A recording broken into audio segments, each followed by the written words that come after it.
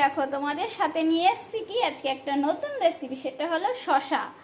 শসা দিয়ে আমি শুক্তো বানাবো, সেটা তোমাদের সাথে শেয়ার করছি কিভাবে বানাতে। আমি এখানে কেটে নিয়েছি বেগুন, করলা আর শসা। এখানে আছে আলু আর আছে কাঁচকলা। আমি মশলার জন্য নিয়েছি গোবিন্দভোগের আতপ চাল আর সাদা তিল। এই দুটোকে আগে পেস্ট করে নিচ্ছি। তিল আর চালটা পেস্ট হয়ে গেছে। এখন আমি আদাটা পেস্ট করে নিচ্ছি। আদাও আমার পেস্ট হয়ে গেছে। শুকনো কড়াইয়ে আমি একটু পাঁচফোড়ন আর রাঁধুনিটা ঢেলে নিচ্ছি, মানে ভেজে নিচ্ছি।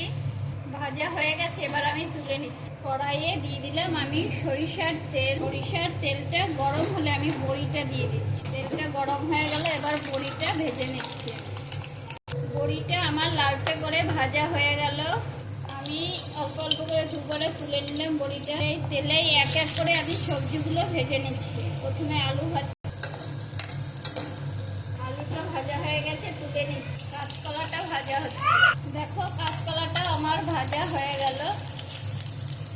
এবার আমি করলাটা ভেজে নিচ্ছি। করলাটাও আমার ভাজা হয়ে গেল। এবার বেগুনটা ভেজে নিচ্ছি।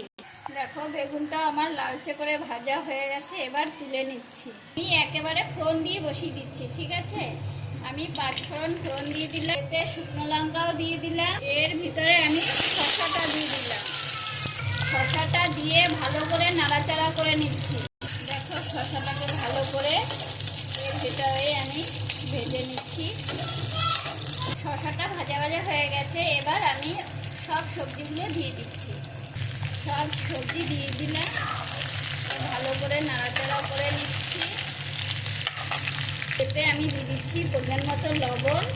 এবার আমি দিয়ে দিচ্ছি পরিমাণ মতো জল। সবজিটা ফুটে উঠেছে, এতে আমি এবার বড়িটা দিয়ে দিচ্ছি। এবার এর ভিতরে দিয়ে দিচ্ছি চাল আর তিল বাটাটা, আর আদা বাটাটাও দিয়ে দিলাম এর ভিতরে। আদা পেস্ট দেওয়া হয়ে গেল। এবার এটা আস্তে করে একটু ঢেকে দেবো। মশলাটা ভেজে রেখেছিলাম, এটা আমি গুঁড়ো করে নিচ্ছি এর ভিতরে। টেস্টের জন্য আমি একটু চিনি দিয়ে দিলাম, টেস্টটা আরও দ্বিগুণ বেড়ে যাবে তাই। শুক্তোতে আমি 4টে লঙ্কা দিয়ে দিলাম, কেন কেউ যদি ঝালটা খায় সেই জন্য দিয়ে দিলাম। সে লাগলে খাবে, শুক্তোতে তো ঝাল দেয় না, সেই জন্য আমি গোটা দিলাম। আর দেখতেও সুন্দর লাগছে। এর ভিতরে আমি ঘি দিয়ে দিলাম, ঘিটা দিয়ে দিয়েছি। যে মশলাটা আমি ভেজে রেখেছিলাম সেটা একটু এর ভিতরে ছড়িয়ে দিলাম। শুক্তোটার তোমরা কালার দেখো কত সুন্দর।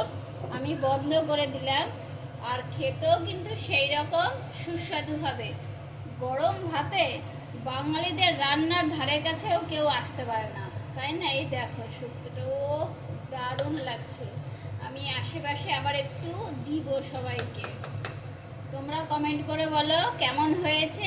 আর এরকম তোমরা বানিয়ে খেয়ে দেখতে পারো, দুর্দান্ত হবে, দুর্দান্ত। খেতেও যেমন, দেখতেও তেমন, দেখেছো?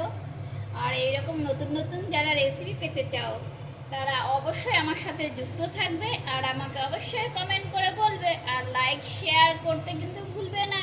সাবস্ক্রাইব। Tata, bye bye.